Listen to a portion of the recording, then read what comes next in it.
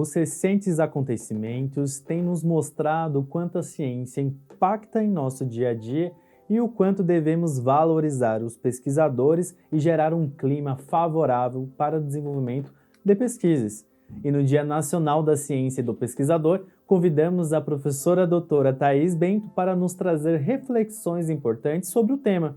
A doutora é docente do curso de graduação em Gerontologia da Escola de Artes, Ciências e Humanidades da USP, coordenadora do curso de pós-graduação em Gerontologia da Faculdade Paulista de Serviço Social, pesquisadora do grupo de Neurologia Cognitiva e do Comportamento da Faculdade de Medicina da USP, diretora científica da Associação Brasileira de Gerontologia e membro da diretoria da Associação Brasileira de Alzheimer. Seja muito bem-vinda, doutora Thaís Bento. Doutora Thaís, para a gente começar, o que é ciência? A ciência a gente define como um conjunto de métodos que tem por objetivo estudar as ciências da natureza, estudar a tecnologia, estudar condições de saúde favoráveis para a evolução humana. Qual a importância da ciência atualmente? Quando a gente pensa na ciência, novamente a gente vai fazer uma interface com a questão da evolução humana. E aí, nesse sentido, se pensarmos no aumento da expectativa de vida, nas melhores condições de saúde para habitação, nas melhores condições para um processo de melhor qualidade de vida, a gente tem processos científicos envolvidos. Se a gente refletir sobre o quanto a ciência impacta na nossa vida, ela impacta em todos os aspectos. E, acima de tudo, a possibilidade da globalização das informações. Quando a gente pensa hoje na ciência e o impacto no cotidiano, a gente observa o quanto o mundo é globalizado em decorrência do avanço tecnológico e em decorrência do avanço científico. Como um fato pode ser considerado comprovado cientificamente? Nós temos vários métodos de pesquisa. Especificamente, esses métodos, eles estão dentro de um tema guarda-chuva, que nós chamamos de metodologia científica. Toda vez que um cientista, um pesquisador, um grupo de pesquisadores, ele quer chegar a um dado resultado, acima de tudo, a gente tem que ter uma hipótese. E dentro, então, da metodologia científica, nós podemos escolher caminhos. Um caminho pode ser uma revisão da literatura, aonde a gente vai estudar e analisar os estudos publicados referentes ao dado assunto que queremos comprovar. Seria uma revisão sistemática. Ou então, a gente pode fazer um estudo experimental. A gente pode tentar entender como determinada intervenção, como, por exemplo, a estimulação cognitiva, ela poderia ser eficaz para gerar ganhos cognitivos nas habilidades mentais de indivíduos de diferentes faixas etárias. Cientificamente, um cientista, além de ter hipóteses, ele terá objetivos e ele tem autonomia para escolher ferramentas para responder esses objetivos. O que são as neurociências e por que utilizar esse termo no plural? As neurociências, hoje, elas têm recebido este nome no plural porque é um conjunto de ciências integradas que dizem respeito ao estudo do cérebro humano, do comportamento e das emoções. O estudo das ciências do cérebro, dos comportamentos e das emoções seria um conhecimento chamado de transdisciplinar. O que seria algo transdisciplinar? É quando um estudo específico vai envolver a integração de conhecimentos de áreas diversificadas. Eu vou ter que entender questões relacionadas à escolaridade, à renda, eu vou ter que entender hábitos de vida, eu vou ter que entender comportamentos de consumo, vou ter que entender perfil do desempenho destas habilidades mentais, e nesse sentido eu estou integrando várias ciências simultaneamente. Quais descobertas do universo científico comprovam a eficácia da estimulação cognitiva? Há alguns anos, as neurociências comprovaram que é possível melhorar a dinâmica da estrutura cerebral através de estímulos. E o primeiro neurocientista que trouxe essa informação para o mundo foi um neurocientista espanhol chamado Santiago y Cajal.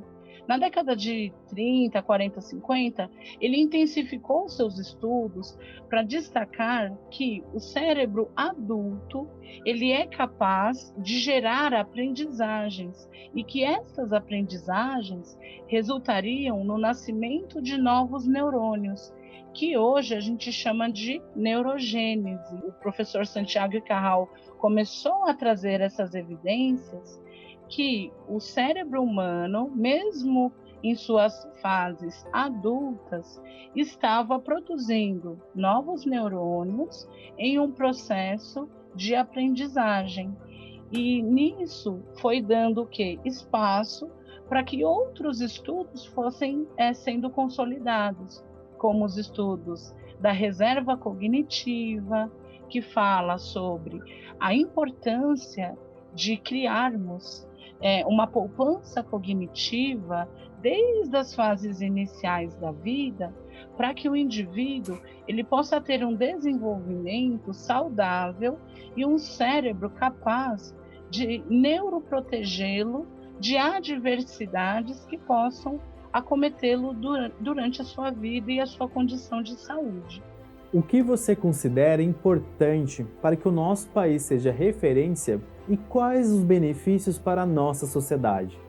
Cientificamente, para que o Brasil ele possa evoluir do ponto de vista como uma referência científica, é necessário ter mais investimentos em pesquisa, promovendo mais infraestrutura para que os pesquisadores eles consigam realizar os seus experimentos em condições apropriadas. Adicionalmente a isso, vem o fato que o nosso país é um dos poucos países que investem na remuneração do pesquisador. E o que a gente observa hoje, pessoal, é uma fuga de cérebros que tem sido discutida nos últimos anos como uma perda significativa para o nosso país do ponto de vista de avanços intelectuais e científicos, ao qual vários pesquisadores de centros renomados do país, por falta de recursos e de infraestrutura, eles vão residir em outros países, em sua maioria os países de alta renda, onde eles têm suporte, investimento e financiamentos para investigar as suas hipóteses e assim contribuir para o avanço da ciência. Ela vai determinar o desenvolvimento do país. Então, é preciso ter investimentos, o reconhecimento do trabalho do pesquisador, porque um pesquisador, ele, em sua maioria das vezes, está com dedicação exclusiva. Então, não é possível ter outro rendimento a não ser com a atuação das próprias pesquisas. Do ponto de vista, inclusive, de esperança e otimismo, eu espero que com esta pandemia a gente possa refletir sobre condutas importantes que vão interferir na qualidade de vida da população, porque a gente sentiu na pele, enquanto brasileiro, o quanto a falta de investimentos na ciência, a falta de investimentos nos programas de imunização e nas vacinas geraram prejuízos para a população. As desigualdades sociais acentuadas e, do ponto de vista de perdas de vidas que poderiam ser evitadas, também evidenciadas como um mau planejamento científico, técnico e de gestão pública. Por fim, qual reflexão devemos fazer após esses fatos apresentados? Eu diria que o que nós vivenciamos hoje mostra a importância de um planejamento do país para controle de pandemias. Um professor muito famoso, fundador da Anvisa no Brasil, professor Vecina Neto, ele fala muito sobre o despreparo que o nosso país teve do ponto de vista científico e técnico, para preparar a população para lidar com uma pandemia. Falta para o Brasil centros especializados para contenção e controle de pandemias e investimentos em infraestrutura nos grandes centros das universidades públicas de referência. Então, seria muito importante que, com todo esse contexto ao qual nós ainda estamos passando pelos desdobramentos, que se possa refletir em valorizar profissionais de formação técnica nos determinados assuntos e que possa ter uma interlocução entre profissionais, cientistas, gestores públicos e a possibilidade de centros de pesquisa especializados. Eu dei o exemplo da pandemia, mas, na verdade, faltam no Brasil centros especializados em diversas áreas do conhecimento. A pesquisa ela está, no ponto de vista, desfalcada financeiramente, e algumas áreas dos saberes, elas também passam por estigmas e preconceitos.